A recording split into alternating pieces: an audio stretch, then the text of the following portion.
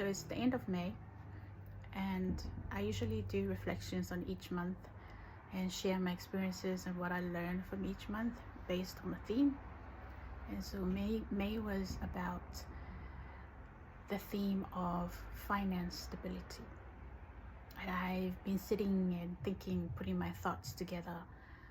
What did I learn from May when it comes to the energy of money, right? So anything I approach in life, it's always going to be a lot deeper than what many people would think it is. And it is no difference when it comes to money.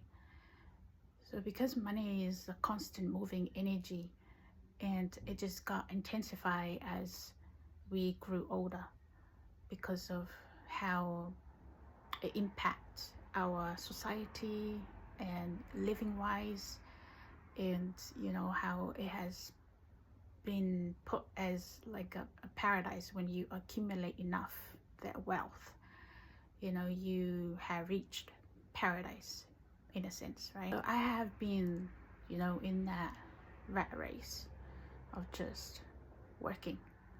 I had gotten to the point where now it's just survival, that people are just going to work so that they can pay the bills, so that they can keep up with the standard way of living right now.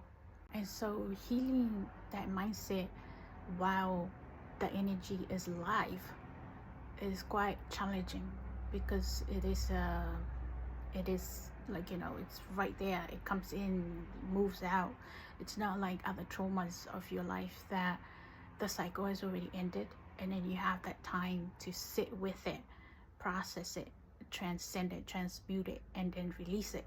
Where the energy of money is such a ongoing back and forth, that while you're trying to heal the mindset, you are worrying about like the money to come in to pay for this and that, and the money to come in to to buy food, to put food on the table.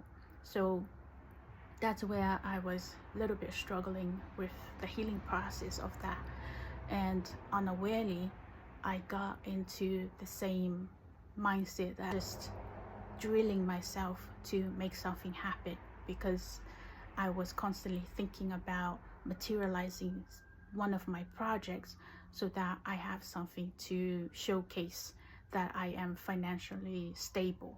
But my daughter kept asking me to, are you gonna work again tonight? It never really got to me until I think when it was the tone of her voice. I think it was the tone of her voice that it got to my mind. It got in my mind, and then I just sort of thought, why am I not able to go to bed with her? And then it just spirals. I sort of followed that thought process all the way back to childhood, and then somehow that ties into why I stay up so late, constantly working. For what, right? So that I can show and prove it that I got it all together. And then what? Like, emotional, yes.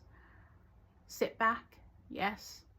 Ashamed, yes.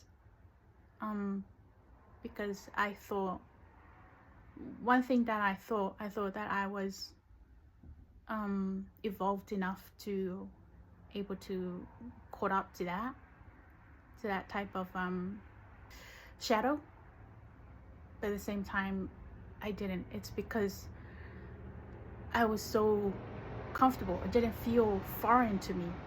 It felt comfortable to me to, that was like the way, that I felt like, okay, this is what I must do it. So, and then I just went straight into it without even processing and digesting that. I just dive in because it's what I must do, until very later on I realized that I didn't have to. So I had to withdraw and go in and heal that aspect of my mindset, and then find a solution. How do I approach this? How do I even walk alongside with the energy of money? And because it's still a very important part of our human lives. Use the strength. What are my strengths? How can I apply that to this energy of money? How can they collaborate together? That's the thing about energies. When you are enabling, or when you reinforce it from what it feels natural to you without forcing, it thrives. What it feels, it's like don't even need much for it to just bloom by itself. And so I would do one thing each night, just so that I keep this momentum in the projects that I planted, just to build it, at least just to invest my energies, like watering your plants, right? I will water them, and then I still have time to go and be with my daughter, say goodnight to my boys, tuck them in and kiss them on the forehead, and then we go to bed together. We do our prayers and we go to bed. So my energy, it thrives in more of a softer environment, more of like a natural flow. To me, is not only just money directly, it's how I uphold everybody else around me, my loved ones, the people that I care about and love so much. Even in my communities, I am that support person, that I will naturally give them the space and the time and the energy and hold them up, and then just breathe life into them by affirmations, by prayers and blessings. Yes. So what I learned by the end of this month was that when I am working on all parts of my life, energies in my life, because they're all interconnected and intertwined with each other, when I am investing in all areas of that, I naturally flow in the abundance that I need to take care of my responsibilities, of my bills, of food wise, and so everybody else is also abundantly thriving, and that's what I love to see. That's what it makes me blossom even more, because I see my children are happy, my mom is happy, my sisters and their family are happy and in love with life. Yes, we're humans, we're tired, we have our own side effects of ongoing things personally, but the core of it is happiness with little things in life.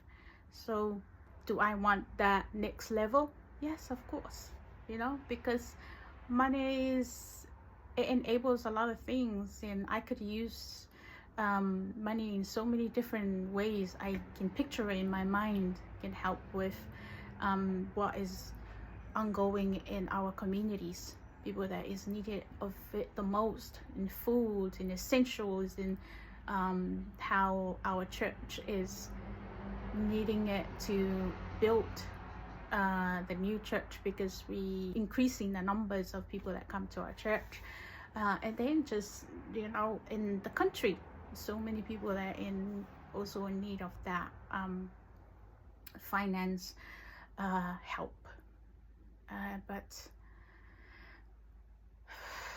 yeah, that's what I learned from my month of May. I hope that somehow is able to to help a different type of perspective when it comes to the energy of money.